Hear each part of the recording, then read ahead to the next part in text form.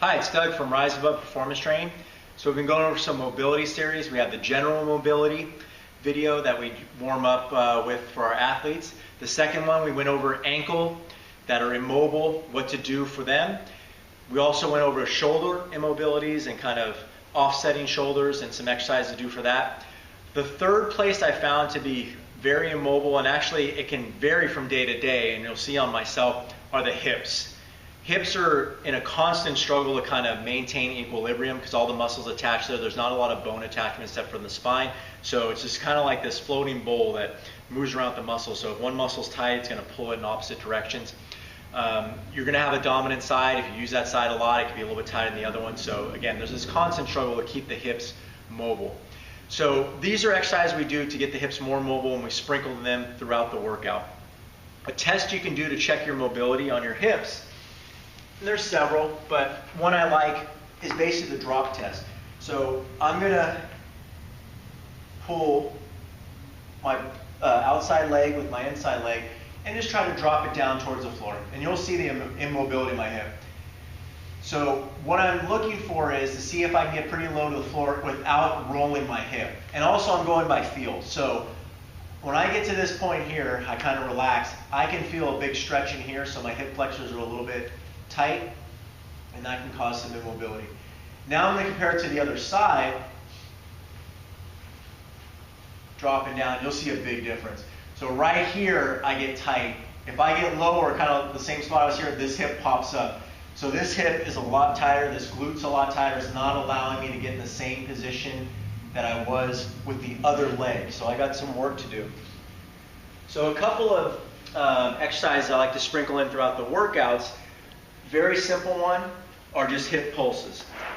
So hip pulse is basically just moving through the hip. We did those ankle glides, it's just going to be hip glides. I'm going to tuck my hip underneath me, I'm going to tighten my glute a little bit, 25% of my strength, and I'm going to move from my rear hip, moving in. When I feel a stretch in the hip flexor, I back off and move again. Another aspect of this that I do is I change my direction. I'm still going straight forward. I will drift a little bit, but I'm trying to open up this hip no matter where my leg is.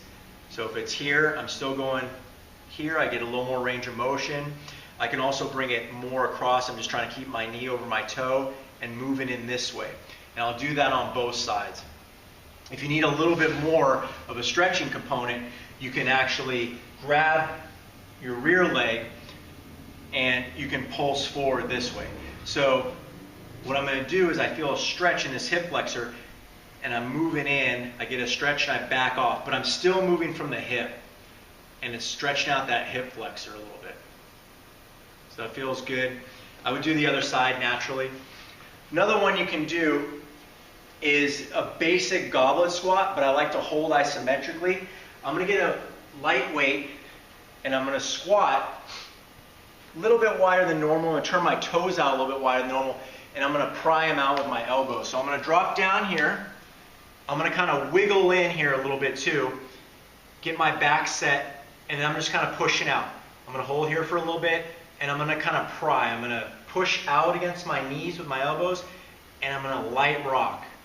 And here, breathe in. As I exhale, I sink a little lower. Try to pry these open a little bit. Keeping my heels down the whole time, getting a little bit of ankle mobility as well, prying open.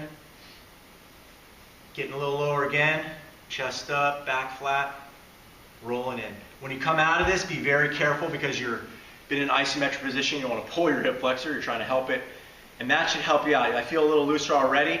You do that, you can kind of go to your squats or playing your game, a little bit later. You should feel good, and your hips should be a little more mobile. The hips are going to be something that you're going to have to visit frequently because they're going to change, after you play, after you work out. So it's one of those things to have in your program constantly.